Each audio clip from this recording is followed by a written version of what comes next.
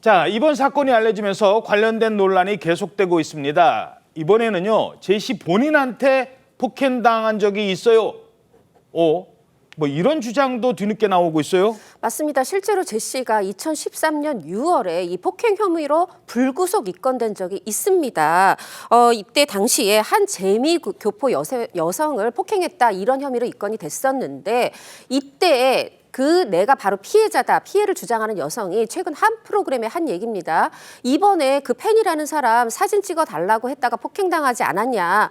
나도 똑같다. 폭행당한 이유가 똑같다. 수법이 비슷하다. 똑같다. 이렇게 증언을, 그러니까 이제 방송에 이제 말하자 인터뷰를 한 겁니다. 이 여성이 하는 얘기가 이때 당시 2013년 당시에 이태원의 화장실이었다고 그래요. 여성 화장실. 여기서 제시와 제시 친구 2명에게 폭행을 당했고 이때 제시는 말리는 게 아니라 자신의 팔을 잡고 있었다는 거예요. 그렇게 되면 자신은 말하자면 저항할 수도 없으니까 더 맞을 수밖에 없었다. 공범이다 이제 이렇게 주장하는 건데 이렇게 해서 그때 당시에 제시와 제시 친구 2명을 고소했습니다. 경찰에 고소했고 실제로 불구속 입건이 됐어요. 그런데 이 뒤에 이 고소인이 고소를 취하했고 그러면서 이제 제시 측에서는 이거 폭행 누명이에요 이렇게 알리면서 일단락이 됐었는데 이 여성이 최근에 다시 그거 누명 아니다. 내가 고소를 취한 이유는 따로 있다 이렇게 밝혔습니다. 아, 그때 막 문제가 됐다가 고소를 취하해 줬대요. 그러니까 이제 와서 또 제시 씨가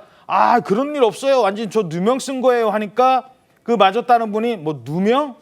내가 그때 왜 고소 취하해 준 줄 알아? 지금 이런 얘기가 나오는 거잖아요. 네, 그렇습니다. 왜 고소를 취하했냐고 이야기를 하냐면요. 증거가 없었고 그리고 개인적인 사정 때문이었다고 이야기를 합니다. 제시 측의 반론이 확인되지 않은 이 여성의 일방적인 주장임을 전제로요. 좀 전해드리면 그 당시에 제시를 포함한 친구 2명, 그러니까 그 3명이 갑자기 나타나서 나를 폭행했다. 제시가 양팔을 잡아서 움직이지 못하게 하는 등 폭행 당사자이자 공범이었다. 이렇게 말을 했는데요.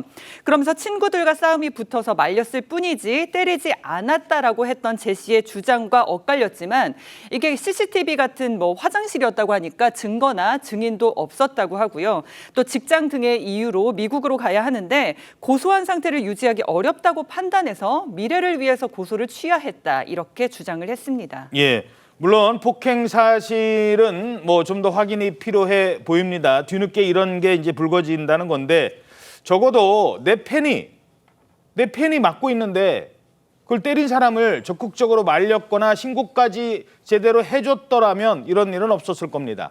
그래서 다시 소환이 되는 건데 문제는 가해자가 지금 사라진 상태. 폭행 사건과 관련된 경찰 수사. 물론 이제 제시인을 소환을 조사를 했습니다만 어떻게 될까요? 이 사건은 가해자의 인적 사항을 파악하는 것이 급선무입니다. 그렇지만 인적 사항 파악 그렇게 오랜 시간이 걸리지 않을 것 같습니다. 일행 중 친분이 있는 이로부터 진술을 듣고 사실관계를 확인함으로써 인적 사항을 파악할 수 있고 만약 끝까지 함구한다면 휴대전화 압수, 이미 제출을 통해서 인적 사항은 충분히 파악할 수 있습니다.